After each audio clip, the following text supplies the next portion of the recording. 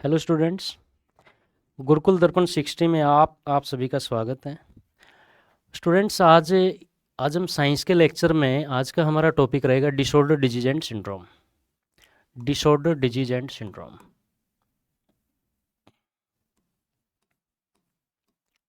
Disorder disease and syndrome. कोई बात नहीं, कोई बात नहीं। आपने लिखा है डिसऑर्डर डिजीज एंड सिंड्रोम। ठीक है, डिसऑर्डर क्या होता है, डिजीज क्या होता है, सिंड्रोम क्या होता है। अब एक बार सुन लीजिए, उसके बाद इसको नोट करते रहना, साथ साथ मत लिखो। ठीक है, सुनिए जी ने, डिसऑर्डर क्या होता है। मान लीजिए ये आप हैं, ठीक है। आपकी कुछ खान पान संबंधी आदतें हैं,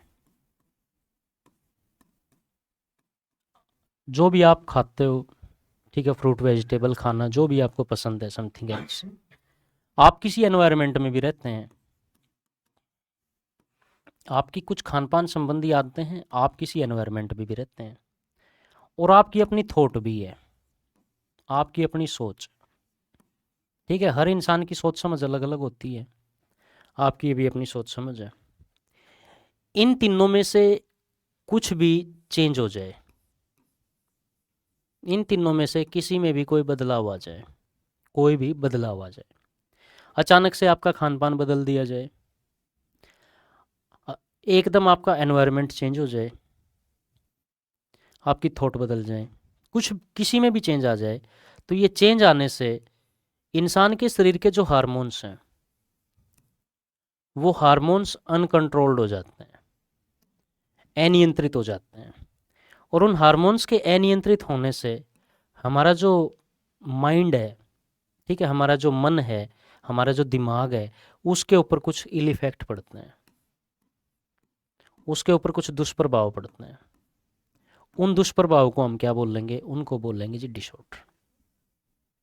खान पान बदल जाए, वातावरण बदल जाए, या फिर हमारी सोच बदल जाए। अब जैसे सोच की बात की जाए, थॉट इंसान की कभी भी चेंज हो सकती है, कुछ नहीं पता। जैसे कि आप मान लीजिए किसी जगह पर खड़े हो, किसी बस स्टॉप पे खड़े हो, आपको दिखाई दे रहा है कि बस आ रही है, और उस बस के अंदर भीड़ बहुत ज़्यादा है, उसमें दिखाई दे रहा है ना कि भीड़ है, तो ठीक है जी, उसके अंदर मत चढ़ो। ठीक है, बस आ रही है, भीड़ है, उसके अंदर मत चढ़ो। अगर आप उसके अंदर चढ़े हो और फिर आप कहते हो भाई आगे हो ले, भाई तू आगे जा, ये कर वो कर, अब हम उसके साथ क्या काम करते हैं, कलेश कर लेते हैं। क्यों भाई, मत चढ़ते। या फिर टाइम से आ जाते हैं। जब आपको मालूम है इसमें भीड़ है, जगह नहीं है, फिर भी आप अंदर घुस के धक्का मुक्की कर रहे हो, क्यों? तो ये आपकी थॉट है। सेम केस, जब एक बच्चा पूरा दिन क्लास लगा के शाम के टाइम अपने घर जाता है, और वो नॉर्मली पूछ लेता है माता श्री सब्जी क्या कुछ बनाई है, भूख लगी हुई है, और वो मम्मी कह देती है बेटा घिया बनाई है। इस घिया को सुन के दिमाग खराब, क्यों? और दिमाग खराब करने से घिया का कुछ चेंज हो गया? घिया तो घिया ही रहेगी। किसी भी स्टेट का कोई भी एग्ज़ाम हुआ और वो एग्ज़ाम कैंसिल हो गया, किसी बच्चे का स्कोर बहुत अच्छा गया था उस एग्ज़ाम में, बहुत अच्छा स्कोर उसने किया है, उसके मतलब पेपर पेपर इतना अच्छा हुआ है कि सिलेक्शन श्योर है, लेकिन किसी किसी प्रकार के अनफेयर मीन्स की वजह से उसका पेपर कैंसिल हो गया। अब उस बच्चे को क्या होगा, दुख होगा, होगा। लेकिन क्या दुख होने से वो पेपर मान्य कर लिया जाएगा? कैंसिल तो हो लिया। तो अब दुख मनाने का फ़ायदा क्या है? एक बच्चा पेपर के अंदर फेल हो गया, तो उसको मालूम है ना कि फेल हुआ क्यों है, ढंग से उसने काम नहीं किया, पढ़ा नहीं होगा, फेल हो गया।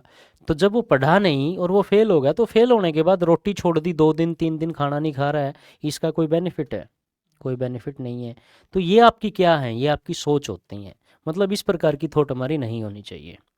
यह सिंपल सी थिंग है कि आप एक कैंडिडेट हैं, आप एक जो मनुष्य हैं, तो आपके ऊपर खुद का कंट्रोल होना चाहिए, आपके ऊपर खुद का कंट्रोल होना चाहिए। आप ऐसे ना हो कि आपके ऊपर किसी और का कंट्रोल हो, आपके ऊपर किसी और का कंट्रोल नहीं होना चाहिए, आपके ऊपर खुद का कंट्रोल होना चाहिए। कि मतलब आप, एक कैंडिडेट कुछ भी बोल ले, और इसके कुछ भी बोलने से आपको जो है गुस्सा आए, क्यों? ये बोल रहा है, बोलने दो ना इसको। इसकी वजह मतलब आपके इमोशन जितने वीक हैं, आपके इमोशन जितने वीक हैं, या आप इतने वीक कैंडिडेट हैं कि इसके कहने से आपको क्या आ रहा है, गुस्सा आ रहा है। अब आप क्या करोगे, हाइपर होगे, कुछ उल्टा सीधा करोगे। ठीक है, क्रिकेट में यही तो होता है। बॉलर उस बैट्समैन को क्या करेगा, कुछ ना कुछ बोलेगा, एक्साइट करेगा कि वो उल्टा सीधा शॉट खेल ले, कुछ ना कुछ करे, वो क्या करेगा, वो फिर अपनी विकेट देगा। तो मतलब हाइपर करना ही तो इसका पर्पज था। जो इसका मन करे बोलने दो, आप क्या रहो, आप शांत रहो। ठीक है भाई, कह ले और कह ले, दो गाली और देनी दे ले, उसको कुछ ना कहो। वो आपकी जो है, वो आपकी जो बेइज्जती करके जा रहा है, कर ले, कुछ ना कहो। सिर्फ मौका ढूंढिए। एक टाइम ऐसा भी आएगा कि इसको आपकी नीड पड़ेगी। एक टाइम ऐसा भी आएगा जहाँ ये किसी सम्मानित जगह पर होगा, इसके अपने रिलेटिव्स होंगे, इसके अपने सीनियर होंगे। उस जगह पे उस दिन आप भी इसकी बेइज्जती कर दो। बदला लेना है ना, तो बदला लेने के लिए मौका ढूंढिए ना। उसी दिन तोड़ फोड़ क्यों करें हम। उसका मन था उस दिन करने का, वो जो कर गया। हमारा मन नहीं है भाई, हमने नहीं करना। हमें ऐसा माहौल ही दिखाई नहीं दे रहा कि तेरा कोई लॉस हो। जिस दिन तेरा लॉस होगा उस दिन हम कर देंगे। ठीक है, तो मतलब उसको तो असर तभी तभी लगेगा ना। तो मीन्स क्या है कि इंसान को शांत रहना चाहिए।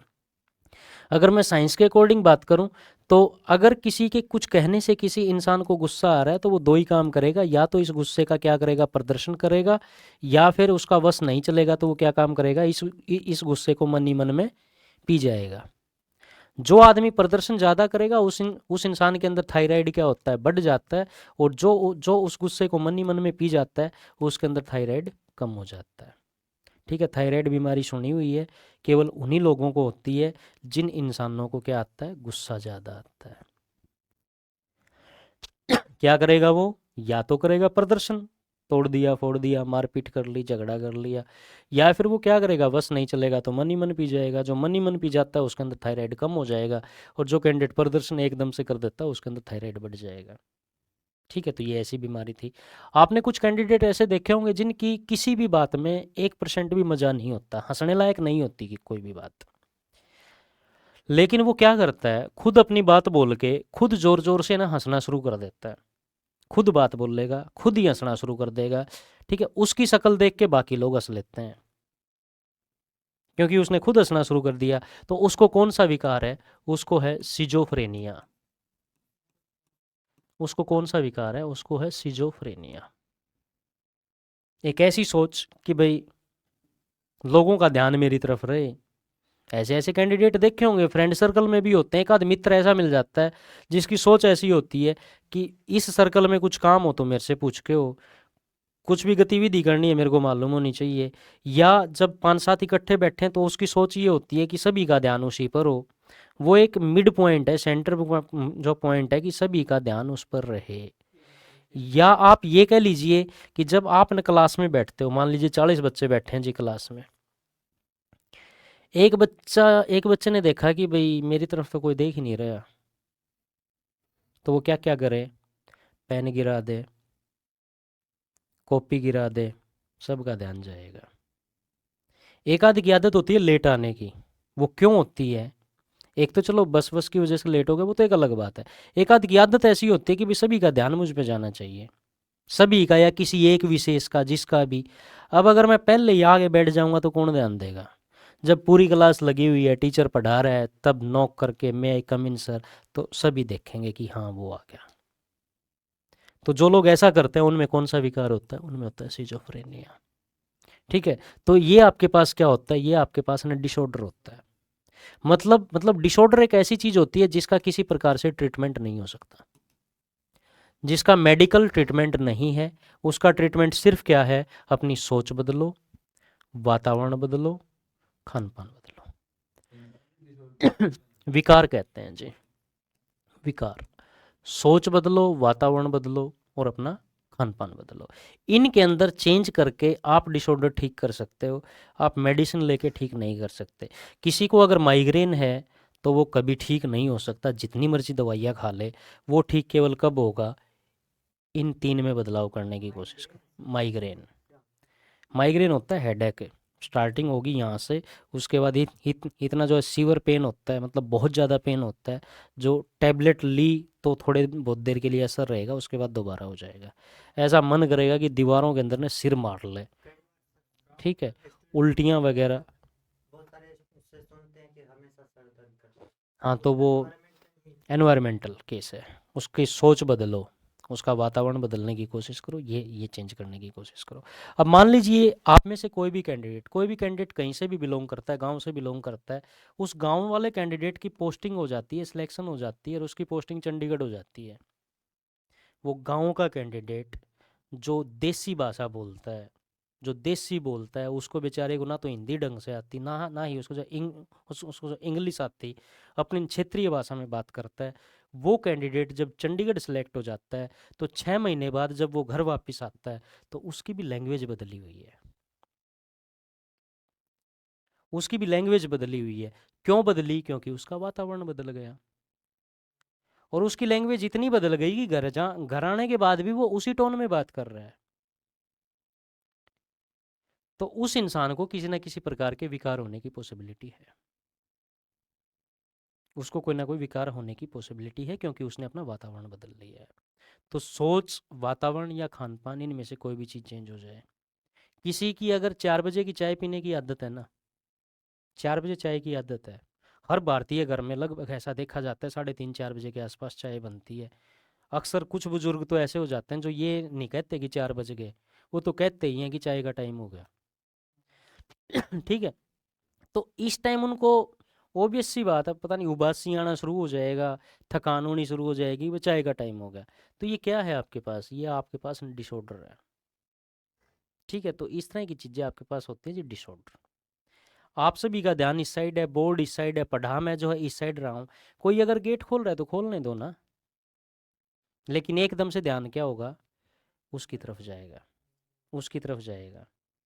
आप ऐसे कैंडिडेट हैं कि खुद का अगर मनपसंद सॉन्ग बजा रहे हो तो आपको कोई आपत्ति नहीं है, फुल वॉल्यूम में बजा के पढ़ोगे, और कोई बच्चा कार्टून की आवाज़ तेज कर दे तो दिमाग खराब हो जाता है। ये सा तो इस टाइप की चीज़ें आपके पास क्या होती हैं? डिसऑर्डर होती हैं ये।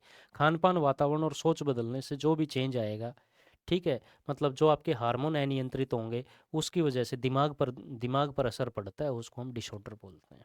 ठीक है, तो प्लीज़ लिख लीजिए इसके बारे में। हेडिंग बनाइए डिसऑर्डर, विकार। आया सोनू समझ में? ये टॉपिक इसलिए पहले कराना जरूरी था।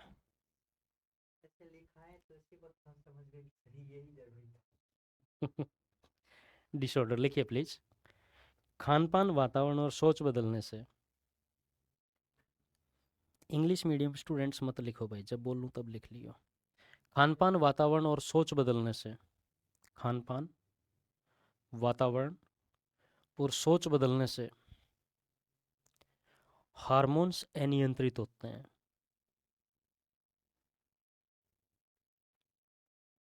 खान पान, वातावरण और सोच बदलने से हार्मोन्स अनियंत्रित होते हैं, जिस कारण जिस कारण मानसिक दुष्प्रभाव पड़ता है।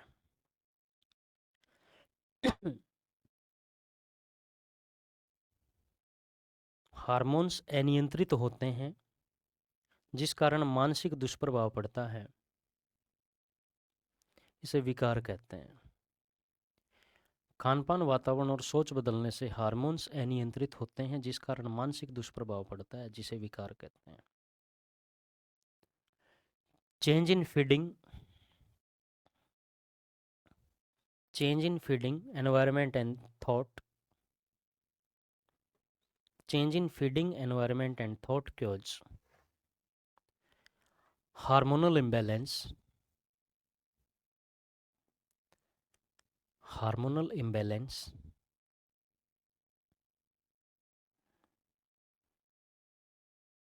change in feeding thought and environment cause hormonal imbalance that cause mental illness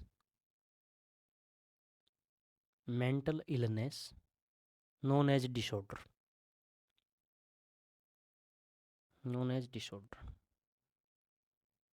आपने लिखा है खान पान, वातावरण और सोच बदलने से हार्मोन्स अनियंत्रित होते हैं जिस कारण मानसिक दुष्प्रभाव पड़ता है जिसे विकार कहते हैं। दुष्प्रभाव।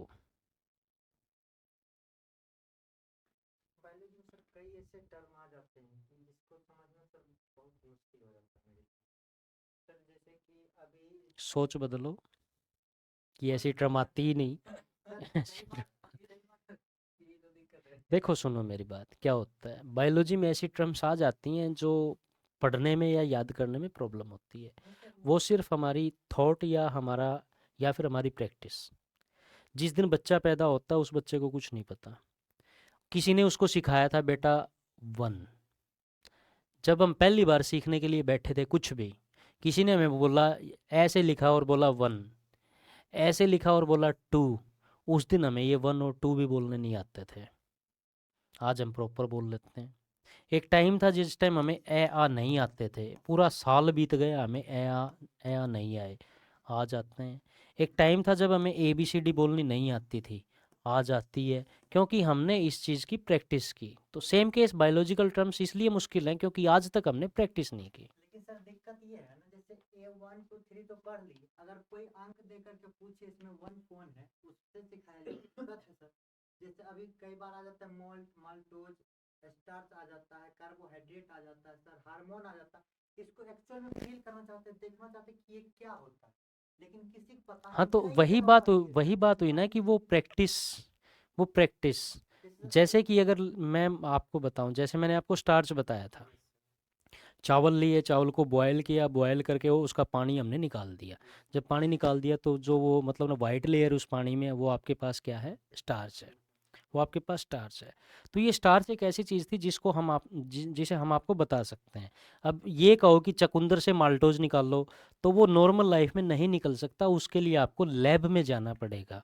अब हर प्रैक्टिकल के लिए लैब में लेके जाना लेकिन मुश्किल है। सर हार्मोन कई बार बोलते हैं कि ये हार्मोन रिलीज होता है, ये होता है, लेकिन क्या सर। अब मैं बताऊंगा ना यही सर कैसे दिक्कत आ हार्मोन्स। जाता है। हाँ जी, स्टार्च होता है।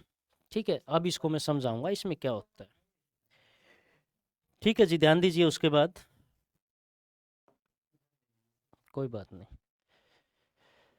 ये तो था आपके पास डिसऑर्डर। अब डिजीज क्या होता है जी, एक बार सुन लीजिए। डिजीज क्या होता है, जैसे आपका खान पान है या फिर आपका वातावरण है।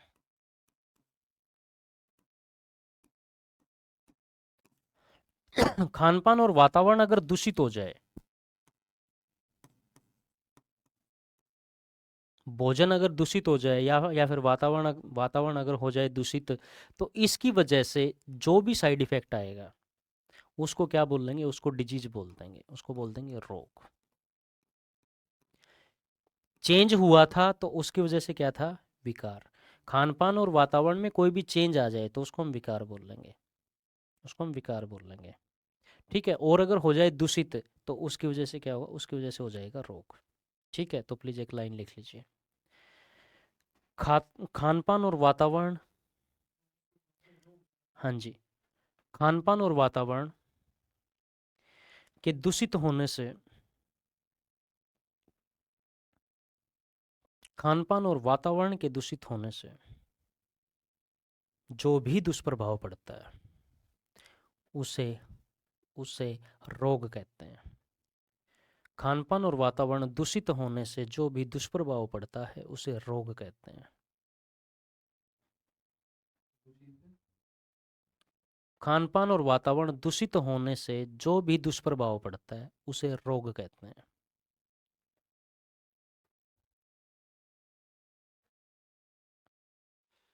मतलब वाटर है अगर पोल्यूटेड हो गया है, मान लीजिए वाटर अगर पोल्यूटेड हो गया है, तो हम अगर पोल्यूटेड वाटर पियेंगे तो कोई ना कोई दिक्कत आएगी।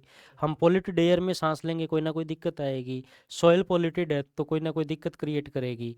ठीक है, इसी तरह से मोबाइल टावर से निकलने वाली रेंज हैं, उन्होंने वातावरण प्रदूषित किया, उन्होंने हमारे ऊपर साइड इफेक्ट करना है। इसी तरह से खान पान है, आप अगर बासी भोजन खाओगे दिक्कत आएगी।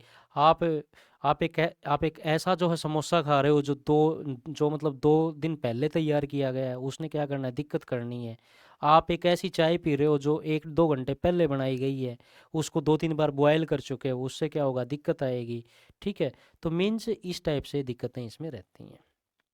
खान पान और वातावरण अगर दूषित हो जाए तो जो भी कुछ साइड इफेक्ट आएगा उसको क्या बोल देंगे, उसको डिजीज बोल देंगे, उसको हम रोग बोल देंगे। ठीक है, अब बात आई कि सिंड्रोम किसको कहेंगे। कोई भी विकार और कोई भी जो है रोग, विकार और रोग अगर लंबे समय तक रह जाता है तब उसको क्या बोल लेंगे, तब उसको बोलेंगे सिंड्रोम। कोई भी विकार और रोग अगर लंबे समय तक रहता है तो उसको हम सिंड्रोम बोल लेंगे। लिख लीजिए। ठीक है, सिंड्रोम लिखिए प्लीज। जब कोई विकार या रोग जब कोई विकार या रोग लंबे समय तक रहता है तो उसे सिंड्रोम कहते हैं। एक मिनट एक मिनट एक मिनट, आपने लिखा है कि जब कोई विकार या रोग लंबे समय तक रहता है तो उसे सिंड्रोम कहते हैं। विकार या रोग लंबे समय तक रहता है तो उसे सिंड्रोम कहते हैं। रोग या विकार लंबे समय तक रहता है तो उसे सिंड्रोम कहते हैं। ठीक है, डिजीज की डेफिनेशन हमने लिखी थी कि food and environment if contaminated then cause disease।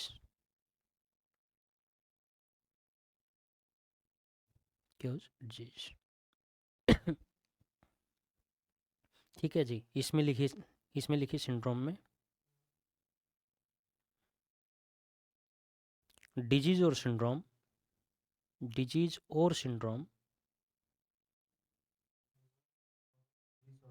Disease और जो है disorder converts in syndrome after long time, converts in syndrome after long time.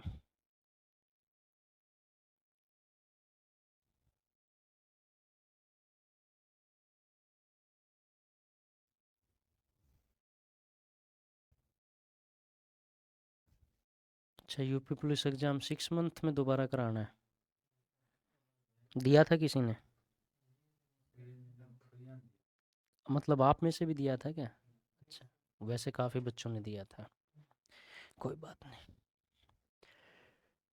जैसे 1 मिनट के लिए ध्यान दीजिए, एक दिक्कत है हेडेक, ठीक है जी, सिर दर्द जो आप बोलते हो। क्या है सिर दर्द, मान लीजिए ये हो सकता है कि आपने कोई प्रदूषित भोजन खा लिया हो, मतलब आपका खान पान ऐसा रहा हो, दूषित भोजन खा लिया हो, या फिर वायु वगैरह जो है सही ना हो, प्रॉपर ना हो, दूषित हो हो सकता है उसकी वजह से हेडेक हो जाए। आप इसके लिए टैबलेट लो, ये ठीक हो जाएगा, ये ठीक हो जाएगा। अब हेडेक तो किसी प्रकार की टेंशन से भी तो हो सकता है ना, कोई भी टेंशन, तनाव, स्ट्रेस, चिंता, टेंशन, कोई भी टेंशन, किसी भी प्रकार की टेंशन कि भाई उम्र निकलती जा रही है, ज़िंदगी का क्या होगा, जॉब नहीं लगी, ये नहीं हुआ, ये क्या है, सब टेंशन है। क्योंकि सभी के पेरेंट्स एक काम तो हमेशा करते हैं, बेटे को कहीं भी भेज दो, हॉस्टल में पीछे कहीं भी भेज दो, फ़ोन करेंगे, हाँ जी बेटा ठीक है, हाँ जी हाँ जी, और खाना खुना ठीक चल रहा है, हाँ मन लग रहा है, हाँ, लास्ट में ये तो पक्का पूछना है पेपर की तैयारी ठीक चल रही है। और जब ये चीज़ पूछी जाती है ना उस टाइम बेटा सुन हो जाता है, क्या जवाब दे, वो एक ही आंसर दे सकता है, हाँ जी ठीक चल रही है, चाहे जैसे वो चाहे पढ़ा या ना पढ़ा, लेकिन आंसर उसने यही देना है, हाँ जी ठीक चल रही है। और अगर उस टॉपिक पे 5 मिनट 10 मिनट बात हो जाए तो क्या पता उस बेटे को रात के 12 बज जाएंगे पर नींद नहीं आएगी। ठीक है, नींद नहीं आएगी। आप सोते टाइम ये सोच लो कि लाइफ कहाँ जा रही है, क्या होगा ज़िंदगी का, मेरे साथ का वहाँ लग गया, मेरे साथ का वहाँ लग गया, तो मीन्स ये है आपके पास टेंशन। इस टेंशन की वजह से अगर हेडेक हो गया है तो टैबलेट लेने से आपका ब्रेन क्या होता है, अनकॉन्शियस होता है, सुन्न हो जाता है, तो वो पेन आपको फील नहीं होता। जब तक टैबलेट असर करेगी तब तक पेन फील नहीं होगा। जब 2-3 घंटे में टैबलेट का असर ख़त्म हो जाएगा, तो अब आपको वो पेन दोबारा फील होना शुरू हो जाएगा। अब जो हेडेक टेंशन से हुआ है वो तो तब ठीक होगा जब टेंशन दूर होगी। या तो टेंशन लेना छोड़ दो, एक चीज़ सोच लो कि कहने दे कोई बात नहीं, जो कह रहा है कहने दे, एक कान से सुनी दूसरे ने, इग्नोर करना सीखो। टेंशन लेके मिला क्या? कुछ नहीं, लॉस और की है। तो या तो टेंशन लेना छोड़ दो। अब क्या हुआ जी, या तो टेंशन लेना छोड़ दो या फिर इसका क्या करो, सॉल्यूशन करो, तो आपका हेडेक ठीक हो जाएगा। लेकिन आप सॉल्यूशन नहीं कर पा रहे हो, टेंशन कंटिन्यू बनी हुई है, तो यही हेडेक 4-5 महीने बाद किसका रूप ले लेगा, ये आपके पास माइग्रेन का रूप ले लेगा। और उसके बाद आप चाहे कुछ भी कर लो, ये आपका ठीक हो ही नहीं सकता, ये आपका बन गया जाके सिंड्रोम। ठीक है। अब जैसे कुछ कैंडिडेट ऐसे होते हैं, अक्सर सभी के मकानों में ऐसा होता है, लगभग लगभग जो है सभी के अंदर घरों में, हम रात को खाना बनाते हैं, कुछ भी बनाया, मान लीजिए हमने रात के टाइम सब्जी बना दी, मान लीजिए दाल बनाई, ज़्यादा बन गई, उसको उठा के फ्रिज में रख दिया, सुबह उठ के आटे में गूंद ली, पराठे बना लिए, सभी ने खा लिए खुश हो गए। जो कैंडिडेट रात की सब्जी सुबह खाता है, डेली वेज में रात की सब्जी सुबह खाता है, उसको भगवान की दया से कोई ना कोई बीमारी होने की पॉसिबिलिटी मैक्सिमम है। उसको कोई ना कोई गैस्ट्रिक प्रॉब्लम, उसको दांतों की समस्या, उसको स्टमक प्रॉब्लम, उसको पायरिया, उसको कोई भी बीमारी होगी, उसको बीमारी तो श्योर है कि होगी। क्यों? क्योंकि वो रात की बची हुई सब्जी क्या कर रहा है, सुबह ब्रेकफास्ट में खा रहा है। आप है ना सुबह की बची हुई सब्जी रात को खा लो, कोई दिक्कत नहीं होती। सुबह की सब्जी रात को खा लो, कोई दिक्कत नहीं होती। लेकिन रात की सब्जी जब रात की सब्जी सुबह खाओगे, दिक्कत होती है। क्योंकि क्योंकि इस रात के टाइम में क्या होता है, रात के टाइम में टेम्परेचर कम होता है और हीट ज़्यादा होती है, मतलब हुमस ज़्यादा होती है। हीट हुमस जो ज़्यादा है, ऊष्मा ज़्यादा है, आर्द्रता ज़्यादा है, नमी ज़्यादा है, मॉइस्चर ज़्यादा है, और टेम्परेचर रात को क्या होता है, कम होता है। तो एक ऐसी कंडीशन जब टेम्परेचर कम और हीट ज़्यादा, तो मतलब डिजीज फैलाने वाले माइक्रोब्स, सूक्ष्म जीव, वो ज़्यादा एक्टिव होते हैं। इस एनवायरमेंटल कंडीशन पे डिजीज फैलाने वाले माइक्रोब्स ज़्यादा एक्टिव होते हैं। अगर किसी को स्किन इचिंग है, त्वचा पर खारिश की प्रॉब्लम हुई है, ज़्यादा परेशान कब करेगी, रात को। किसी को जड़ दांत में दर्द है, ज़्यादा परेशान कब करेगा, रात को। ठीक है। तो ये रात को ही क्यों होते हैं, रात को इसलिए होते हैं क्योंकि टेम्परेचर कम होता है, हीट और हुमस ज़्यादा होती है। इस कंडीशन में माइक्रोब्स, मतलब डिजीज फैलाने वाले कुछ भी जीव जो थे, कीटाणु थे, जीवाणु थे, वो उस टाइम ज़्यादा एक्टिव होते, उस कंडीशन में ज़्यादा एक्टिव होते हैं। अब सुबह के टाइम क्या होता है, धूप निकली हुई होती है, धूप निकली हुई है तो वो एक्टिव कम हो जाते हैं, वो एक्टिव कम होते हैं। अब मान लीजिए अगर सर्दियों की सीजन की बात करें तो मैक्सिमम बीमारियां अक्सर देखा जाता है सर्दियों में ज़्यादा होती हैं। स्किन एलर्जी जितनी होती हैं सर्दियों में ज़्यादा होती हैं। क्यों होती हैं? क्योंकि दिन में भी टेम्परेचर कम ही रहता है, टेम्परेचर कम और उस वातावरण के अंदर नमी रहती है, हुमस रहती है, हीट रहती है, तो ये एक्टिव रहते हैं। तो सेम केस सीन यहाँ था जी। सुबह का खाना, सुबह की सब्जी रात को खा लो, समस्या नहीं होती। रात की सब्जी सुबह खाते हो तो समस्या होती है। ऊपर से दूसरा काम और भी किया, ये तो एक नॉर्मल रात की बात की है। दूसरा काम किया कि इसको उठा के किस में रख दिया, फ्रिज में। अब उसमें और यही कंडीशन बन गई, टेम्परेचर और भी कम और हीट ज़्यादा। आपको मालूम है, आपने पढ़ा हुआ है कि बर्फ़ का ऊष्मीयमान पानी की अपेक्षा ज़्यादा होता है। Specific heat of ice is more than water. ठीक है। तो बर्फ़ में हीट ज़्यादा होती है, तो मीन्स उसके ना फ्रिज में रखने के बाद टेम्परेचर कम हो गया और हीट और भी बढ़ गई, तो वो और ज़्यादा एक्टिव हो जाते हैं, इसलिए प्रॉब्लम आती है। तो ये खान पान की वजह से होने वाली बीमारियां थी। जो कैंडिडेट सुबह सुबह आलू के पराठे खाने की आदत है, जिनकी आदत है, मैक्सिमम होते हैं खाते रहते हैं, डेली डेली पराठे खाने हैं, तो जो सुबह सुबह ये इस टाइप की चीज़ें खाते हैं, तली हुई चीज़ें खाते हैं, पराठे खाते हैं, डेली वेज में खाते हैं, उनकी मेमोरी पावर वीक होने के चांसेस मैक्सिमम है। क्यों? क्योंकि उनको कोई ना कोई गैस्ट्रिक प्रॉब्लम, कोई ना कोई ऐसी प्रॉब्लम आनी ही आनी है कि वो बीमारियां उनको जो है घेर लेती हैं, और याददाश्त तो ऑब्वियस सी बात है फिर अपने आप कम होती चली जानी है। ठीक है। इंटेलेक्चुअल पावर, उनकी मेमोरी पावर सारी की सारी डाउन होती चली जानी है। तो ये मतलब क्या खाना है, कैसे, मैं ये चीज़ नहीं कहता कि आप फैटी चीज़ें खाओ, लेकिन कम से कम ऐसी तो खाओ कि एनर्जी मिले। आप है ना एनर्जेटिक खाओ, आपने फैटी मत खाओ, ऐसा नहीं है कि घी ही खाना है। आप है ना सलाद खाओ, इससे अच्छा कुछ नहीं है। सैलेड खाइए, पानी पीजिए, ठीक है। सैलेड खाओ, पानी पियो, बीमारियां कम से कम आएंगी। जितना ज़्यादा उसके सलाद खाओ, पानी पियो। लेकिन हमने तो खाना क्या, हमने तो पिज़्ज़ा खाना है। पिज़्ज़ा खाना है, बर्गर खाना है, मोमोज खाने हैं। जिसने क्या करना है, जिसने जो करनी बीमारियां हैं, ठीक है। तो ये खान पान की चीज़ें थी भाई। तो ये आपके पास जो डिजीज डिसऑर्डर और आपके पास सिंड्रोम थे। इसके बाद अगली लाइन लिखिए। लिखिए हार्मोन्स ग्रंथियों से निकलते हैं।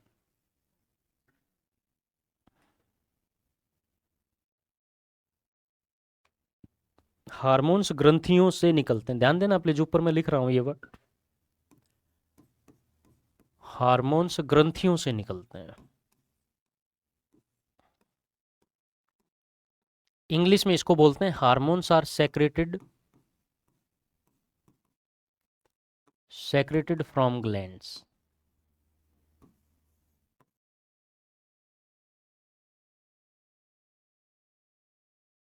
इसके बाद अगली लाइन लिखिए, ग्रंथियां तीन प्रकार की होती हैं। नेक्स्ट लिखिए, ग्रंथियां तीन प्रकार की होती हैं। Glands are of three types. लिखिए ग्रंथियां तीन प्रकार की होती हैं, ठीक है। Glands are of three types.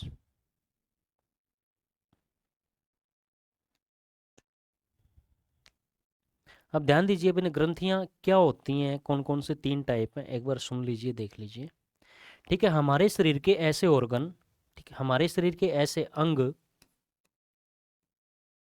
जिनसे कोई भी किसी भी प्रकार का केमिकल सेक्रेट होता है, कुछ भी सेक्रेट होता है, कुछ भी निकलता है, उन सब को हम क्या बोल लेंगे, उन सब को हम ग्रंथियां बोल लेंगे। कुछ भी निकलता है, आंख से आंसू आता है, उसके लिए कोई ना कोई किसी प्रकार की ग्रंथि जिम्मेवार है, ठीक। ईयर से वैक्स निकलता है, उसके लिए इसने ग्रंथि जिम्मेवार है। जीभ जीभ से लार निकलती है, उसके लिए कोई ना कोई किसी प्रकार की ग्रंथि जिम्मेवार है। त्वचा से पसीना आता है, ग्रंथि जिम्मेवार है।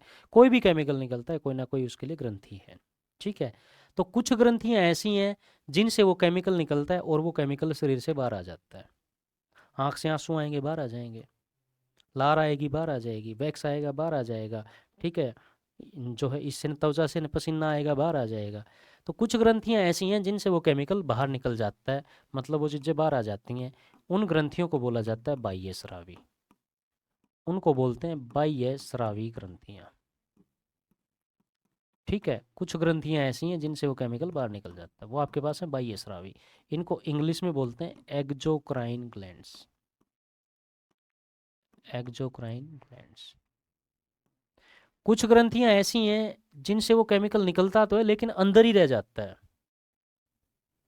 जैसे कि जैसे कि जो लीवर है, हमने लीवर से पढ़ा हुआ है कि बाइल जूस निकलता है, लेकिन वो बाहर तो नहीं आता, ठीक है, हमारे अंदर रहता है, ठीक है। तो वो अंदर ही रहता है, तो मतलब ऐसी ग्रंथियों को हम क्या बोल लेंगे, ऐसी को बोल लेंगे अंतःस्रावी ग्रंथियां। ऐसी ग्रंथियों को बोल लेंगे अंतःस्रावी ग्रंथियां, ठीक है। हाँ जी, हाँ, ठीक है, इनको हम अंतःस्रावी बोल लेंगे, ठीक है। अंतःस्रावी को इंग्लिश में बोलते हैं एंडोक्राइन, ठीक है, एंडोक्राइन ग्लैंड्स। कुछ ऐसी हैं जिनके अंदर दोनों की ही क्वालिटी होती हैं, उनको हम बोलते हैं मिक्स ग्लैंड, मिश्रित ग्रंथियां, उनको बोलते हैं मिक्स्ड, मतलब आपके पास मिश्रित। लिखना नहीं है आपको, साथ साथ, साथ साथ मत लिखो। ये आपके पास तीन टाइप की हैं, अंतःस्रावी, बाह्यस्रावी और कौन से जी, मिश्रित। अब हमने इनको इनको हमने डिटेल में करना है, एक एक करके पढ़ेंगे। पहली हेडिंग बना लीजिए अंतःस्रावी।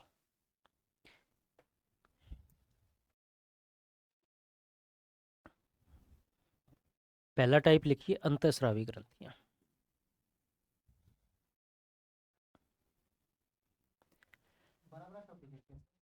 हाँ जी, टॉपिक बिल्कुल बड़ा टॉपिक है, एक किस्म से ना महाभारत समझ के चलो।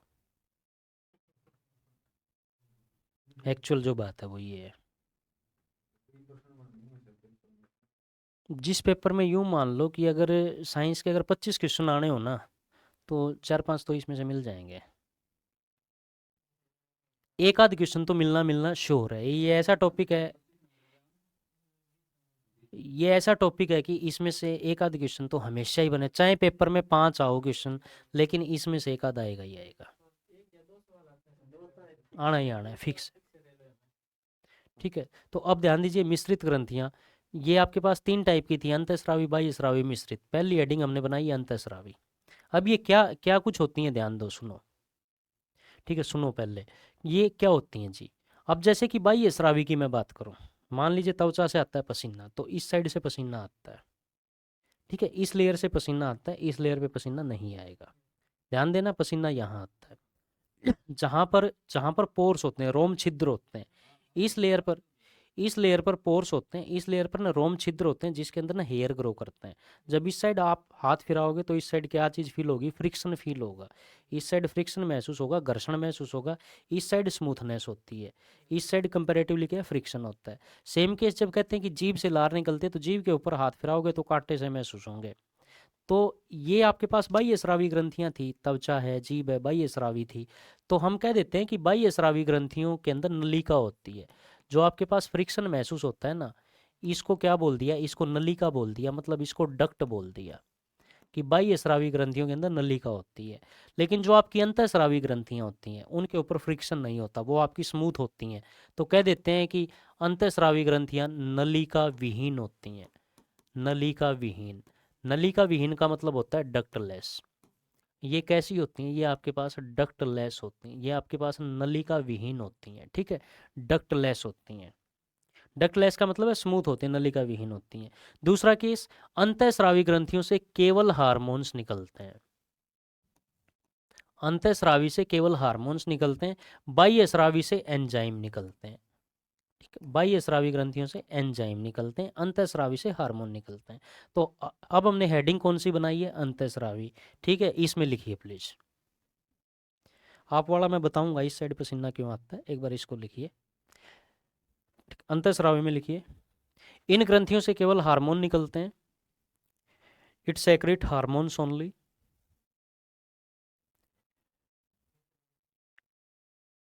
अंतःस्रावी ग्रंथियों से केवल हार्मोन्स निकलते हैं, अंतःस्रावी ग्रंथियों से केवल हार्मोन निकलते हैं, इट सेक्रेट्स हार्मोन्स ओनली।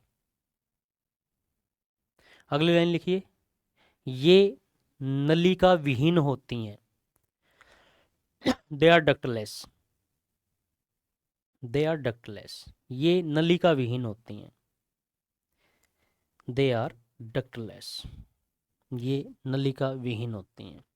इनसे केवल हार्मोन निकलते हैं, और ये जो नलिका विहीन होती हैं, दे आर डक्टलेस। अब ध्यान दीजिए दोबारा से, मैंने कहा कि जैसे जो है इस साइड आता है पसीना, इस साइड नहीं आना चाहिए। आप अगर मुट्ठी बंद करके खड़े हो ऐसे, मान लीजिए बस में खड़े हो, ऐसे खड़े हो सकता है पसीना आ जाए। आप काम कर रहे हो, पढ़ रहे हो, बंद है, हो सकता है पसीना आ जाए। लेकिन खुले हैं, खुले हैं, आपकी हथेलियाँ खुल रही हैं, तो आपको पसीना नहीं आना चाहिए। अगर मान ले खुली हथेलियों में पसीना आ रहा है, तो वहाँ पर ये एक मेडिकल पॉइंट बनता है।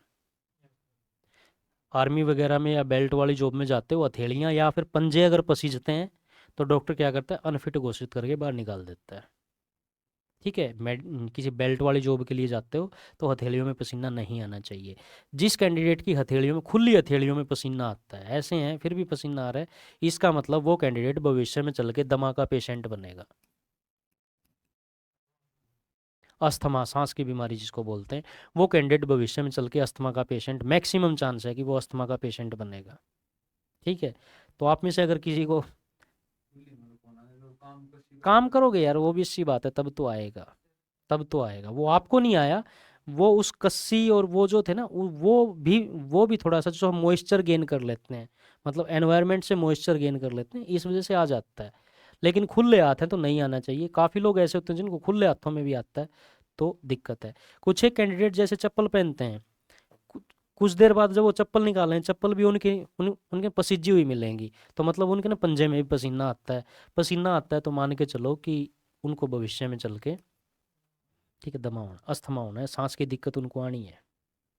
ठीक है, तो अगर कोई ऐसा कैंडिडेट है, तो उसको सुबह सुबह हल्दी वाला दूध पीना चाहिए, ये चीज़ें ठीक हो जाती हैं। तो जी आपने अंतःस्रावी ग्रंथियां लिखी हैं कि ये कैसी होती हैं, नलिका विहीन होती हैं, इनसे केवल हार्मोन निकलता है। ठीक है, अगली लाइन लिखी अंतःस्रावी ग्रंथियों के उदाहरण। नेक्स्ट लिखिए अंतःस्रावी ग्रंथियों के उदाहरण। Example of endocrine glands. Example of endocrine glands. अंतःस्रावी ग्रंथि में सर आपने से बोला हार्मोन निकलता है, तो सर वो जो जठर रस सब निकलता है वो हार्मोन है सर? जठर रस जो निकलता है वो आपके पास एक जूस का काम करेगा जिसके अंदर एंजाइम होते हैं, वो एक एंजाइम का काम करेगा। ठीक है, वो आपके पास ना ग्रंथि ही नहीं है, वो आपके पास वो जो थी ना स्टोमक वाला जो केस था, वो आपके पास ना ग्रंथि ही नहीं है, उसको हम ग्रंथि का नाम नहीं देंगे, वो आपके पास एक प्रॉपर ऑर्गन है डाइजेस्टिव सिस्टम का, उसको उसको ग्रंथि नहीं बोला जाता। ग्रंथियां कौन कौन सी होती हैं नोट कराऊंगा। अंतःस्रावी ग्रंथियों के एग्जाम्पल, उसमें पहली ग्रंथि लिखिए,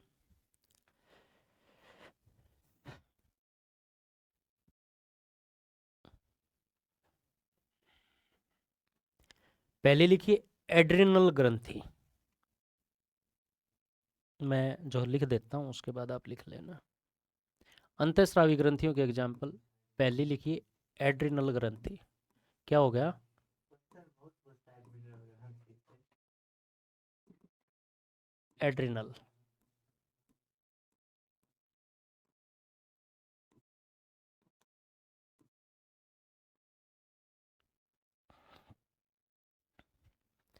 लिखिए इनकी संख्या दो है,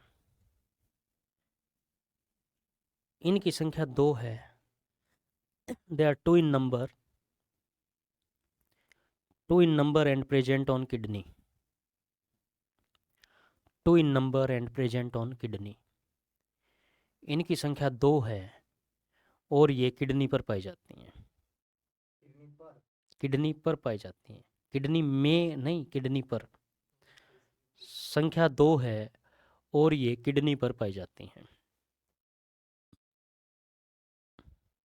ठीक है, अब ध्यान दीजिए, इस ग्रंथि से एक हार्मोन निकलता है, उस हार्मोन का नाम क्या है? उसका नाम है, जैसे एड्रिनल ग्रंथि है ना, एड्रिनल, तो इससे जो हार्मोन निकलेगा उसका नाम है एड्रिनलिन। एड्रिनलिन लिख लीजिए, इस ग्रंथि से एड्रिनलिन हार्मोन निकलता है।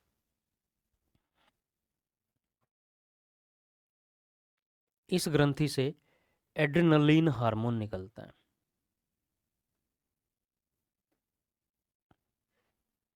It secrets adrenaline hormone. इस ग्रंथि से एड्रिनलिन हार्मोन निकलता है।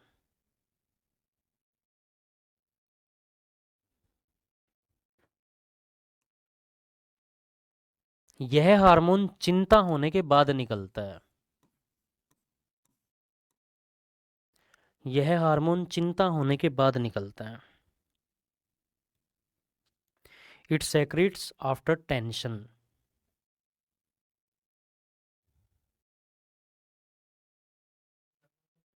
चिंता होने के बाद निकलता है।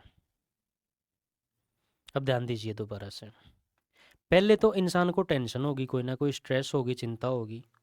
चिंता होने के बाद ये जो है हार्मोन निकलेगा। अब इसका काम क्या है? अच्छा, ये जो हार्मोन्स होते हैं ना, ये उस ग्रंथि से डायरेक्ट है ना ब्लड में निकलते हैं। ठीक है जी, ग्रंथि से हार्मोन निकलेगा, किसके अंदर मिक्स हो जाएगा? जिन ब्लड में मिक्स हो जाएगा। ठीक है, अब क्या होगा, इस ब्लड के माध्यम से ये वाला हार्मोन, कोई भी हार्मोन है, समथिंग एल्स, ठीक है, ब्लड के माध्यम से वो हार्मोन उस टारगेट ऑर्गन के पास चला जाएगा जहां पे उसको काम करना है। ठीक है, उस जगह चला जाएगा जहां जहां पे उसको काम करना है। अब एड्रेनलिन हार्मोन निकला, निकल के किस में चला गया? ब्लड में चला गया।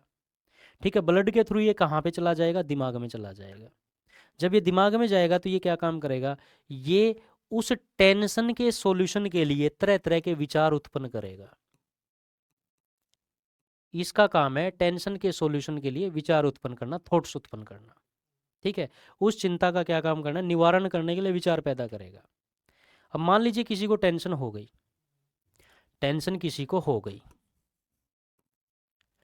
और हार्मोन नहीं निकला।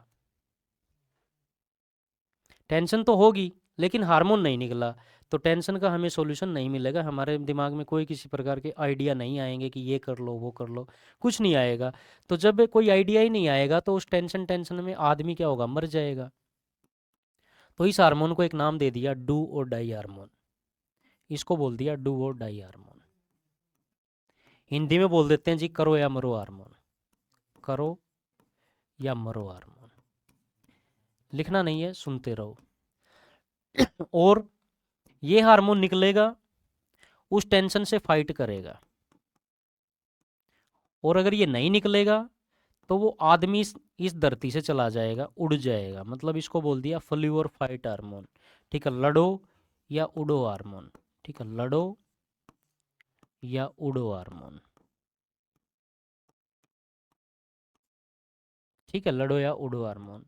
ये हार्मोन टेंशन होने के बाद निकलता है, उस टेंशन का क्या करता है, ये सॉल्यूशन करता है, इसलिए इसको एक और नाम दे दिया स्ट्रेस हार्मोन।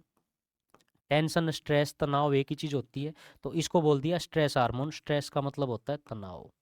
तो ये 3 नाम है इस हार्मोन के, डुओडाई हार्मोन, फ्लोरोफाइट हार्मोन, स्ट्रेस हार्मोन। तो इसको लिखना, आपने लिखा है कि यह हार्मोन चिंता होने के बाद निकलता है। ठीक है, अगली लाइन लिखिए, इसे इसे इसे करो या मरो हार्मोन, करो या मरो हार्मोन, लड़ो या उड़ो हार्मोन और तनाव हार्मोन भी कहते हैं। इसे करो या मरो हार्मोन, ठीक है, लड़ो या उड़ो हार्मोन और तनाव हार्मोन भी कहते हैं। इसे करो या मरो हार्मोन, लड़ो या उड़ो हार्मोन और तनाव हार्मोन भी कहते हैं। आगे लिखे हुए तीनों, इनको लिख लो as it is. It is also called do और डाई हार्मोन, ठीक है, फ्लू और fight hormone and stress hormone. Also called do और डाई हार्मोन, ठीक है, फ्लू और fight hormone and stress hormone. कोई भी हार्मोन सर ब्लड के थ्रू पहुंचता है अपने हाँ जी, हाँ जी, हाँ जी, डेस्टिनेशन पे ब्लड के थ्रू जाएगा। किसी भी ग्रंथि से हार्मोन कहाँ पे सेक्रेट किया जाएगा, ब्लड में सेक्रेट किया जाएगा। अब उसके थ्रू वो वहाँ पे डेस्टिनेशन पे जाएगा। ठीक है, तो इसे डू और डाई हार्मोन, फ्लोरोफाइट हार्मोन और जो है स्ट्रेस हार्मोन बोलते हैं। अब ध्यान दीजिए दोबारा से, आप मान लीजिए कोई भी मैथ का सम करने लग रहे हो, या कोई भी आप ना क्वेश्चन सॉल्यूशन करने लग रहे हो, कुछ भी कर रहे हो आप, किसी भी चीज़ का सॉल्यूशन पढ़ रहे हो, पढ़ते टाइम भी कुछ आप सोच विचार कर रहे हो, तो अक्सर देखा जाता है ये पेन पेंसिल ये फिंगर अपने आप यूं मुंह में चले जाते हैं। ठीक है, ये जो मुंह में जाते हैं ऐसे, तो ये क्यों, तो इससे क्या होता है, जब आप पेन पेंसिल या फिंगर को दांतों के नीचे लेके जाते हो ना, ठीक है, तो दांतों नीचे इनको चबाने से क्या होगा, इस हार्मोन का सेक्रेशन बढ़ता है। कोई भी स्ट्रेस, कोई भी टेंशन, आप ये काम करते हो। जब कोई समस्या होती है, कोई दुख होता है, कोई ज़्यादा बड़ी दिक्कत, आदमी अपने बाल फाड़ता है, तो जब आप ये काम करते हो या आप नाखून चबाते हो, तो उस टाइम इस हार्मोन का सेक्रेशन बढ़ता है। Nail biters are good thinkers, जो लोग नाखून चबाते हैं वो अच्छे विचारक होते हैं। आदमी अगर नाखून चबा रहा है तो यूं मान के चलो कि उसके दिमाग में कुछ ना कुछ उधेड़बुन चली हुई है। किसी का हाथ यूं है ना इस फेस के आसपास, या मुंह में पेन वगैरह है, तो सोच के चलो कि उसके दिमाग में कोई ना कोई उधेड़बुन चली हुई है। ठीक है, वो जो किसी न किसी प्रकार की चिंता में डूबा हुआ है। ठीक है, तो एक लाइन लिख लीजिए, नाखून चबाने से इस हार्मोन का सेक्रेशन बढ़ता है। नाखून चबाने से इस हार्मोन का स्राव बढ़ता है। Nail biting increase its secretion.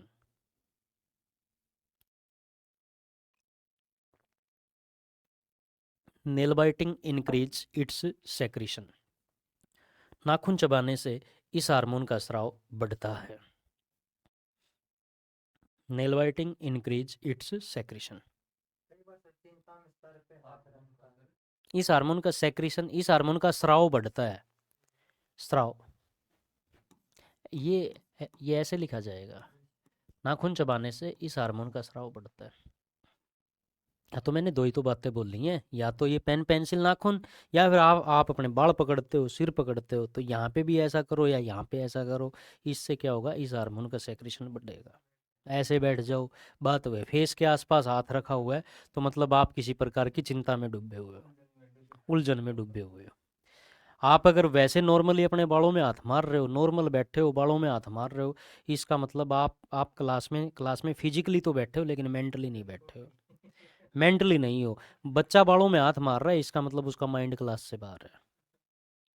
Bench पे बैठे हो, पैर के ऊपर पैर रखा हुआ है, ऐसे ऐसे हिला रहे हो पैर को, इसका मतलब आप मेंटली रूप से बाहर हो। जो बच्चा पैर को ऐसे ऐसे हिलाता है, इसका मतलब उसका ध्यान क्लास में नहीं है, वो बाहर है। आप एक टक बोर्ड पे देख रहे हो, आगे बैठे हो, एक टक बोर्ड पे देख रहे हो, तो 16 सेकंड के अंदर पलक झपक लेनी चाहिए। अगर आप पलक नहीं झपक पा रहे हो, लगातार एक टक देख रहे हो, इसका मतलब सिंसियर नहीं हो, आप भी मेंटली रूप से क्लास से बाहर हो। तो ये कुछ मेथड होते हैं स्टूडेंट्स को पहचानने के कि वो क्या कर रहा है, इस टाइम उसके माइंड में क्या कुछ चला हुआ है। ठीक है, तो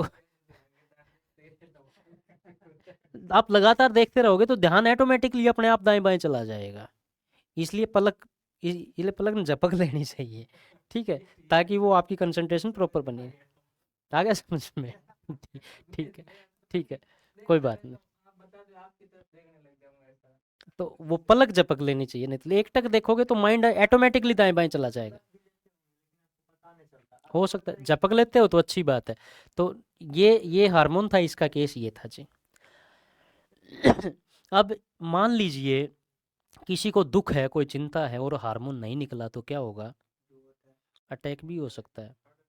न- उसको अटैक हो मर सकता है। तो इस हार्मोन की कमी से दुख में अटैक आता है। लिख लीजिए, इस हार्मोन की कमी से दुख में हार्ट अटैक आता है। इ- इस हार्मोन की कमी से इस हार्मोन की कमी से दुख में हार्ट अटैक आता है।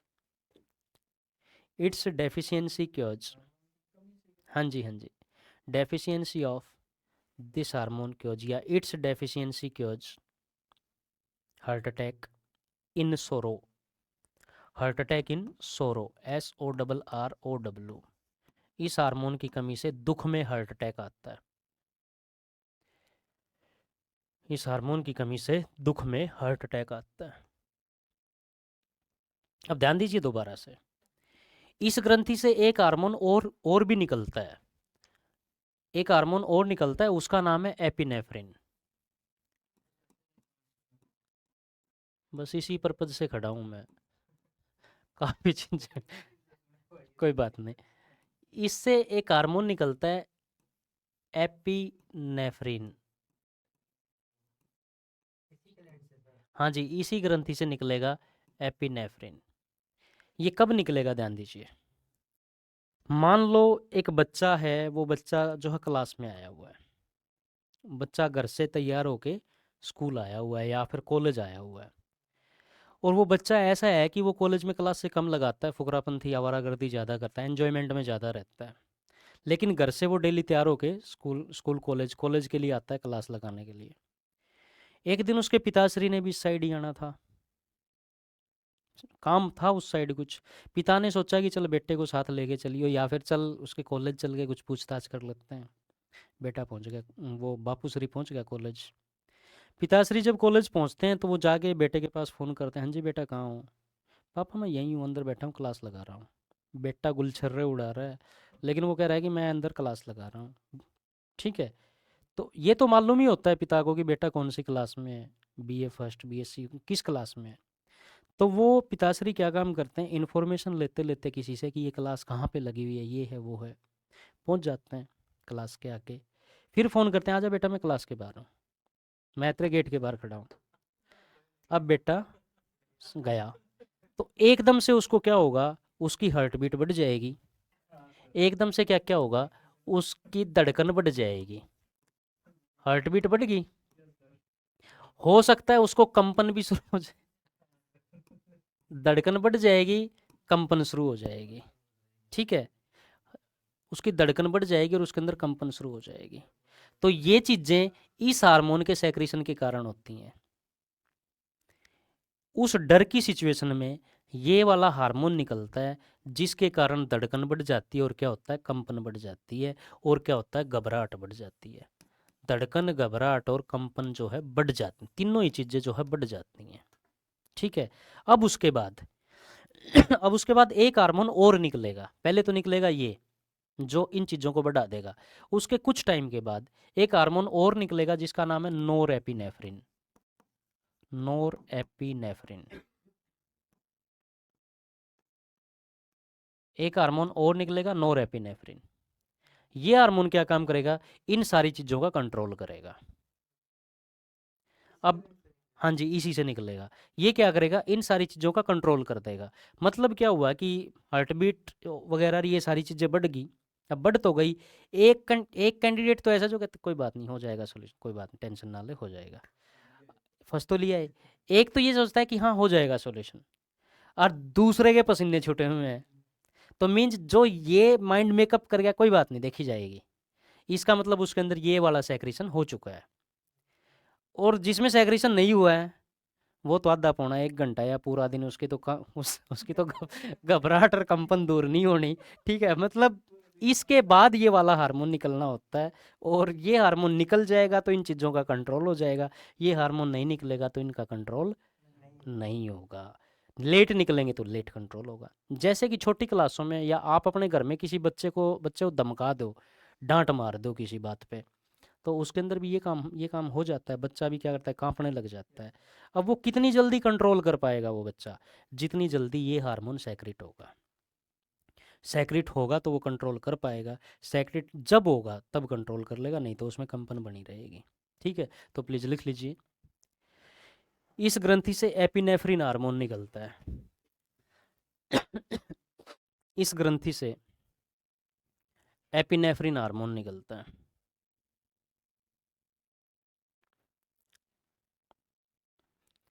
इस ग्रंथि से एपिनेफ्रिन हार्मोन निकलता है। It secretes epinephrine. Epinephrine spelling ऊपर लिखी हुई है भाई, देख लियो।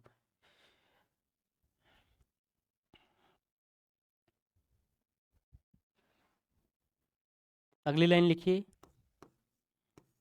यह हार्मोन यह hormone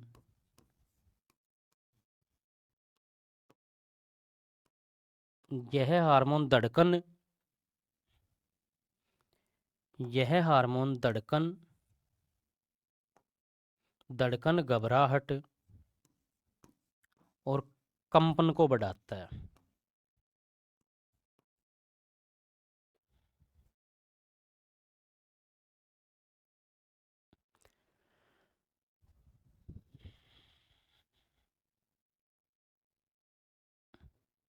it increase heart beat, shivering and dizziness.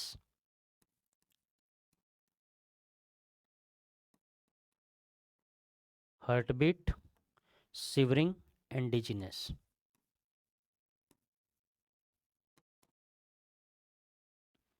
Heart beat, shivering and dizziness, धड़कन घबराहट और कंपन को बढ़ाता है। कोई भी स्पेलिंग लिख लेते हो तो उसको फिर कट मत किया करो, क्योंकि पेपर में तो ऑप्शन आएगा, हमने तो ऑप्शन देख के आंसर लगाना है। हमने ना तो किसी को स्पेलिंग सुनानी है, याद करने का भी कोई मकसद, ना तो हमने टीचर बनना साइंस का, ना ही हमने हमने जो है साइंटिस्ट बनना। हमने तो सिर्फ क्या करना है, जो 4 ऑप्शन आएंगे उनकी शक्ल देख के आंसर याद आ जाए। नहीं, वो तो एक बाद की बात है, उस टाइम ज़रूरत पड़ेगी तो हम अपने आप ही बन जाएंगे, उस टाइम तो अपने आप आना शुरू हो जाएगा। लेकिन हम मेन पर्पज़ यहाँ पे क्यों बैठे हैं, यहाँ पे बैठे हैं पेपर पास करने के लिए। ठीक है, तो ऑप्शन देख के आंसर याद आ जाए, इस टाइप से पहचान बनाने की कोशिश करो। ठीक है, तो इस हार्मोन का काम ये था। अगली लाइन लिखिए, इस ग्रंथि से लिखिए, इस ग्रंथि से नोरएपिनेफ्रिन हार्मोन निकलता है। ये भी जो है इसी से निकलेगा, एड्रिनल से। लिखिए, इस ग्रंथि से नोरएपिनेफ्रिन हार्मोन निकलता है। नोरएपिनेफ्रिन हार्मोन निकलता है। नोरएपिनेफ्रिन हार्मोन निकलता है, यह इन सब का कंट्रोल करता है। It secretes norepinephrine which controls all these which control all these. Norepinephrine निकलता है जो इन सब का कंट्रोल करता है। मतलब एक बार सिंपल सी बात थी कि आप मान लीजिए घर में हो, सोने लग रहे हो, घर में बैठे हो, कुछ भी कर रहे हो, आपका मोबाइल आपके पास रखा हुआ है, कोई दिक्कत नहीं है, पिताश्री आए और उन्होंने मोबाइल उठा लिया और खोल लिया, चाहे आपके मोबाइल में कुछ हो या ना हो, लेकिन एक बार के लिए तो डर बैठ जाता है कि आज तो फंस गए बापू, पता नहीं क्या क्या देखेगा। तो वो जो डर बैठा है ना, वो डर किसकी वजह से बैठा है? एपिनेफ्रिन की वजह से बैठा है।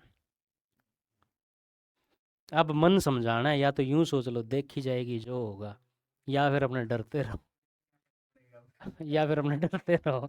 ठीक है, तो वो नोरेपिनेफ्रिन का सीन है भाई। ये अगर निकल गया टाइम पे तो मन में ये फीलिंग आ जाएगी कोई बात नहीं देखी जाएगी जो होगा, और अगर नहीं निकला तो बस उन्हें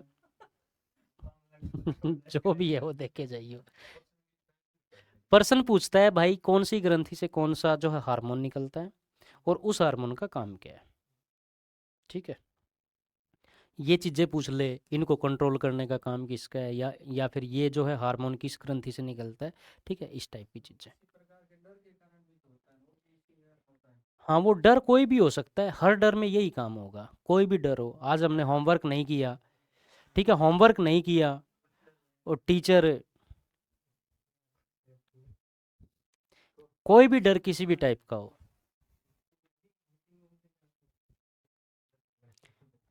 हाँ, तो वो ये वो भाई एपिनेफ्रिन का ही केस है। ठीक है कोई बात नहीं, इसके बाद सेकंड ग्रंथि लिखिए प्लीज। इसके बाद सेकंड ग्रंथि लिखिए। हाँ, ये भी होता है कि पीजी में या हॉस्टल में जब कोई नया नया बच्चा आता है, कुंडी मार के अंदर सो रहा है और बाहर थोड़ी सी भी छन छन की आवाज़ हो जाए, वो उसको ये भूत आ गया या कुछ भी आ गया, या फिर बराबर वाला भी थोड़ी सी होटिंग कर दे दोबारा सो जाए, हम लोग तो सोचते हैं छन छन की आवाज आई तो अभी किलकियाँ मार के, किलकियाँ मार के थोड़ा सा शांत हो जाए कर। अच्छा, लिखिए प्लीज हाइपोथैलेमस। अंतःस्रावी का सेकंड एग्जाम्पल है हाइपोथैलेमस।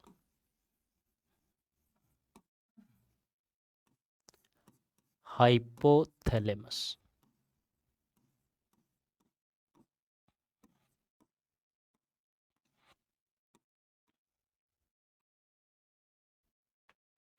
बाह्यस्राव, ये अंतःस्रावी का सेकंड एग्जाम्पल हाइपोथैलेमस। लिखिए it is present in brain, यह दिमाग में उपस्थित है। It is present in brain, यह दिमाग में उपस्थित है।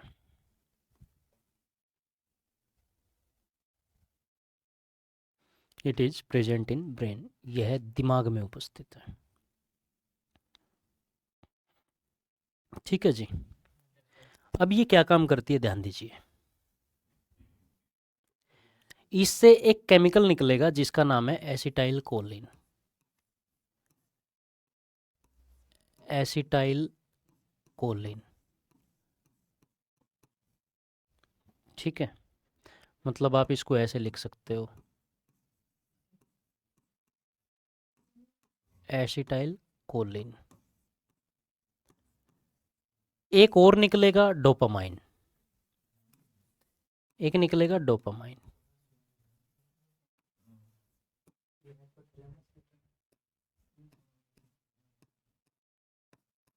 डोपामाइन, डोपामाइन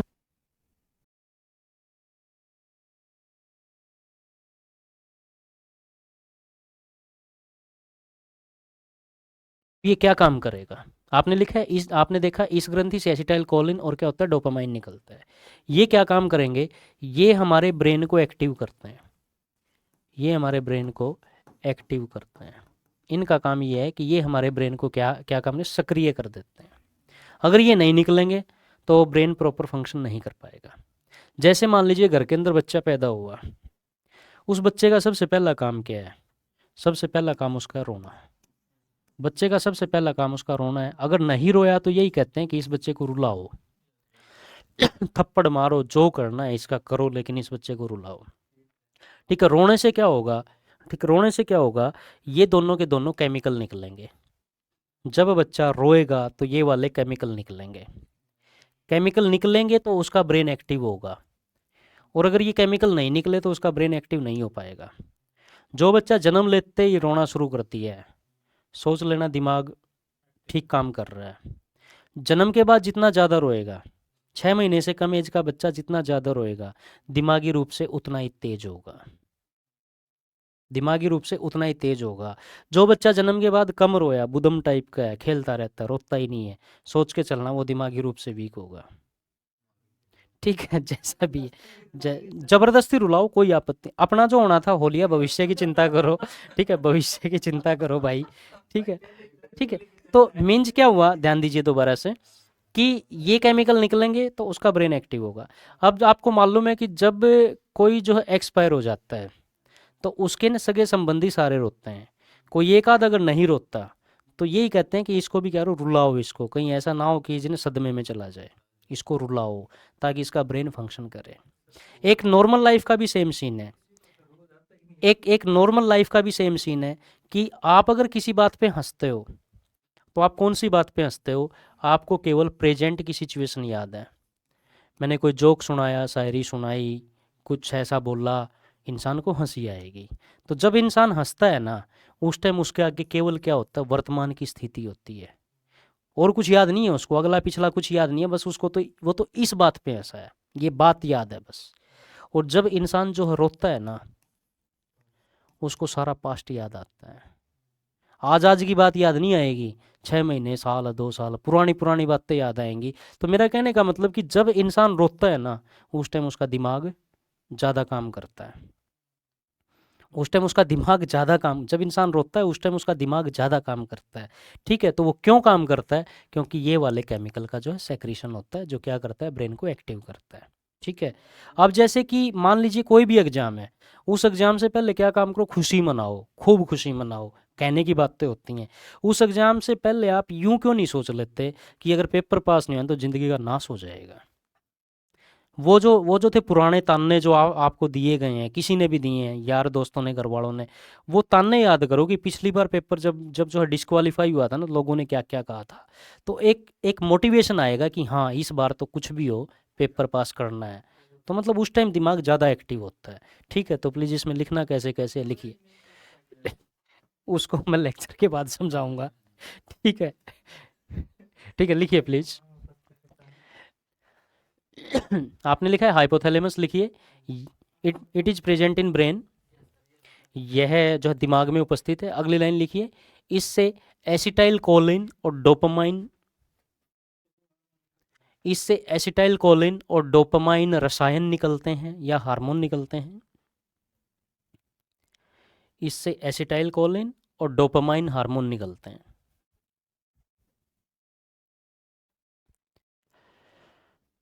जो दिमाग को सक्रिय करते हैं। एसिटाइल कोलिन और डोपामाइन हार्मोन निकलते हैं जो दिमाग को सक्रिय करते हैं।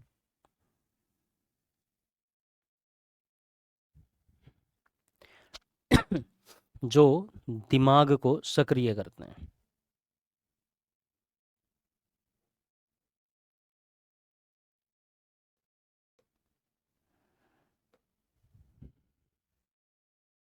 एसिटाइल कोलिन और डोपामाइन निकलते हैं जो दिमाग को सक्रिय करते हैं। ठीक है जी। It secretes acetylcholine and dopamine which activate brain.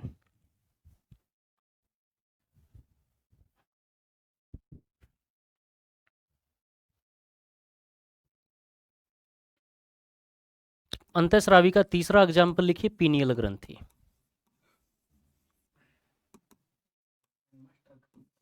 नहीं नहीं नहीं नहीं नहीं नहीं नहीं, लिखिए पीनियल ग्रंथि। अंतःस्रावी ग्रंथियों का तीसरा एग्जाम्पल है पीनियल। अब ध्यान दीजिए, कहते हैं कि ध्यान लगाओ, ध्यान लगाओ। तो ध्यान लगाते हो तो कौन से पार्ट पे लगाते हो, आंखें बंद की, वो कहते हैं कि इस पार्ट पे ध्यान लगाओ, इस पे। ठीक है, इस पार्ट को क्या बोला जाता है, इसको फ्रंटल लोब बोला जाता है। फ्रंट का मतलब होता है फ्रंट का मतलब होता है जो सामने, तो इसको बोलते हैं फ्रंटल लोब। दिमाग का कौन सा लोब है, ये फ्रंटल लोब है। लोब का मतलब होता है पार्ट, हिस्सा। तो ये दिमाग का कौन सा हिस्सा है? फ्रंटल है, सामने वाला भाग है। तो ये वाली ग्रंथि इस फ्रंटल लोब में प्रेजेंट होती है। यह ग्रंथि फ्रंटल लोब में उपस्थित है। यह मानव शरीर की सबसे छोटी ग्रंथि है। यह मानव शरीर की सबसे छोटी ग्रंथि है, स्मॉलेस्ट ग्लैंड है ये, ठीक, सबसे छोटी। इस ग्रंथि से कोई एक विशेष हार्मोन तो नहीं निकलता, लेकिन इसका काम यह है कि ये सभी हार्मोन्स की एक्टिविटी का कंट्रोल करती है।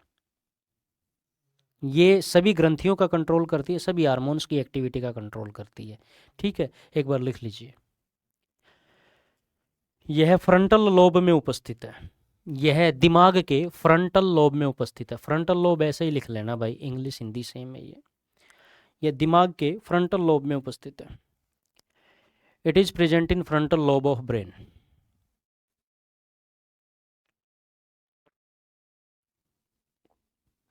It is present in frontal lobe of brain. यह दिमाग के फ्रंटल लोब में उपस्थित है। यह सबसे छोटी ग्रंथि है। It is smallest gland. यह फ्रंटल लोब में उपस्थित है और यह सबसे छोटी ग्रंथि है। It is smallest gland. ठीक है, यह सबसे छोटी ग्रंथि है। अगली, इसके बाद अगली लाइन लिखिए। यह सभी गतिविधियों पर नियंत्रण करती है। It controls all activities. It controls all activities. यह सभी गतिविधियों पर नियंत्रण करती है।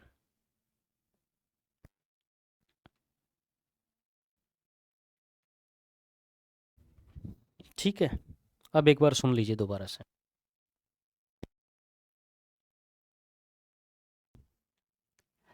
पीनियल के बाद नेक्स्ट ग्रंथि लिखिए, अंतःस्रावी का नेक्स्ट एग्जाम्पल। नेक्स्ट एग्जाम्पल लिखिए पीयूष ग्रंथि, पिट्यूटरी ग्लैंड। हाँ जी, ये है। हाँ जी, हाँ जी, हाँ जी। अंतःस्रावी का नेक्स्ट एग्जाम्पल है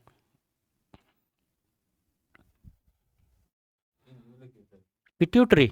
इसको हिंदी में पीयूष बोलते हैं भाई, पीयूष ग्रंथि।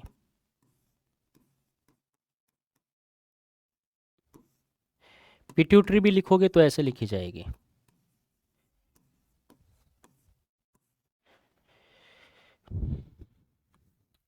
ठीक है, पीयूष ग्रंथि, pituitary gland.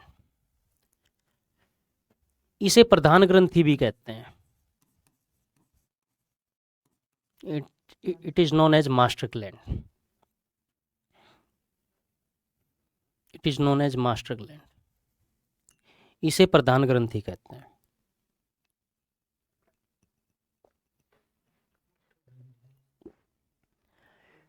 It is known as master gland. इसे मास्टर ग्रंथि बोलते हैं।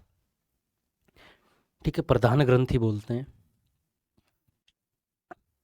ठीक है, क्यों कहते हैं जी, ध्यान दीजिए। पहले तो देखो कि ये कहाँ प्रेजेंट और इसमें क्या क्या क्वेश्चन बनते हैं। इसका वेट होता है 0.6 ग्राम। लिख लीजिए, इसका वेट है जी 0.6 ग्राम।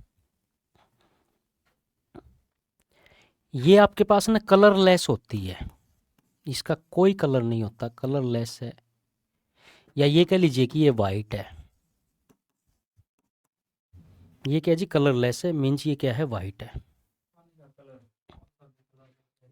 पानी का तो नीला होता है, चलो वो आसमान की वजह से दिखाई देता है, वो एक अलग चीज़ थी। ठीक है, इसका कोई कलर नहीं होता, कलरलेस होती है। वेट 0.6 ग्राम है और इसको प्रधान ग्रंथि बोला गया। ये कहाँ पाई जाती है, ध्यान दीजिए। सबसे पहले है हमारा स्कल, SKUL, स्कल। स्कल को बोलते हैं खोपड़ी। सुन लीजिए, ये कंप्लीट आपकी क्या है जी, खोपड़ी है। इस खोपड़ी के अंदर एक हड्डी है जिसका नाम है क्रेनियम। ठीक है, क्रेनियम एक क्या है जी, हड्डी है। खोपड़ी के अंदर क्रेनियम हड्डी है। इस क्रेनियम हड्डी में हमारा दिमाग है। इसमें हमारा दिमाग है। इस दिमाग में एक हड्डी और है जिसका नाम है सफिनोइड। ठीक है, सफिनोइड हड्डी है ये भी। और इस सफिनोइड हड्डी के अंदर, इसके अंदर पीयूष ग्रंथि प्रेजेंट है। अब आपसे क्वेश्चन पूछा जाता है पीयूष ग्रंथि कहाँ पाई जाती है, तो सबसे पहले आंसर देना है सफिनोइड। ऑप्शन में अगर सफिनोइड नहीं है तो आंसर देना है ब्रेन। ऑप्शन में ब्रेन नहीं है तो आंसर देना है क्रेनियम, और ये भी नहीं है तो आंसर देना है स्कल। हम कई बार क्या काम करते हैं, वन लाइनर बुक पढ़ लेते हैं, वन लाइनर पढ़ते हैं, उसमें लिखा हुआ था कि पीयूष ग्रंथि कहाँ पाई जाती है, एक आंसर दे दिया मस्तिष्क में। क्यों? क्योंकि वो तो आपके पास वन लाइनर थी, उसने हमें मस्तिष्क पढ़ा दिया। हम पेपर में चले गए, पेपर में एक ऑप्शन मस्तिष्क भी है और एक ऑप्शन सफिनोइड भी है। हमने तो मस्तिष्क पढ़ा हुआ है, हम तो अपना नंबर जोड़ के बैठे हैं, एक तो पक्का। वो आपका गलत है, पहले प्रायोरिटी हमने सफिनोइड देनी है। ठीक है, तो इनको लिख लीजिए प्लीज। हाँ जी, ऐसे ही लिखा जाएगा भाई।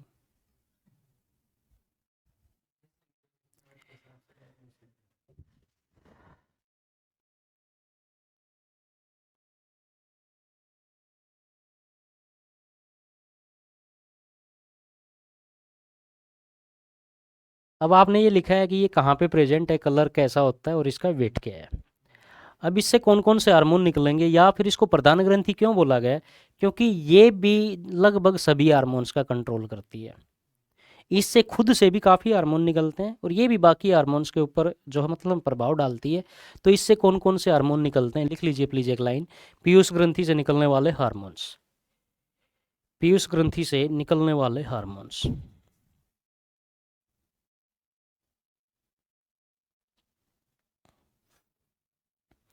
पीयूष ग्रंथि से निकलने वाले हार्मोन्स।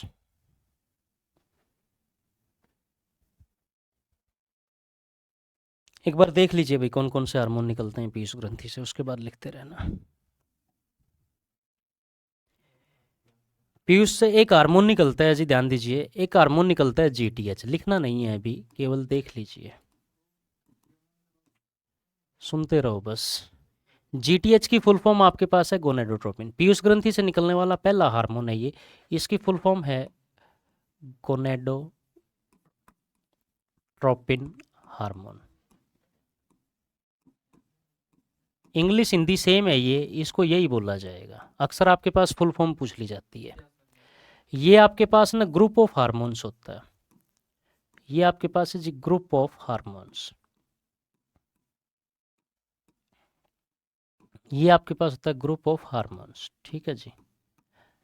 अब ये कौन कौन से हार्मोन का ग्रुप है, ये एक तो इसमें एलएच हार्मोन होता है। एलएच की फुल फॉर्म होती है luteinizing hormone, luteinising, luteinizing hormone. एक है जी एफएसएच, एफएसएच की फुल फॉर्म है follicle stimulating hormone, follicle stimulating hormone. English Hindi same है ये, ठीक है, फॉलिकल स्टिमुलेटिंग हार्मोन। लिखना भी ऐसे ही है क्योंकि इसकी फुल फॉर्म जब पूछी जाती है तो यही चीज़ करनी पड़ेंगी। ठीक है, इस एलएच का काम है, इसका काम है मेल करैक्टर्स को बढ़ाना, मेल करैक्टर्स को बढ़ाना। कुछ भी लगा लीजिए, वॉइस लगा लीजिए, फिजिकल अपीयरेंस लगा लीजिए, ओढ़ना पहनने का ढंग लगा लीजिए, बातचीत का ढंग लगा लीजिए, वो सब इसका काम है। मतलब मेल करैक्टर्स को बढ़ाना। इसका काम है जी फीमेल करैक्टर्स को बढ़ाना, एफएसएच का काम है फीमेल करैक्टर्स को बढ़ाना। ठीक है, अब जो मेल या फीमेल हैं उनमें क्या हुआ, उनके अंदर ये दोनों हार्मोन प्रेजेंट होते हैं, ये दोनों हार्मोन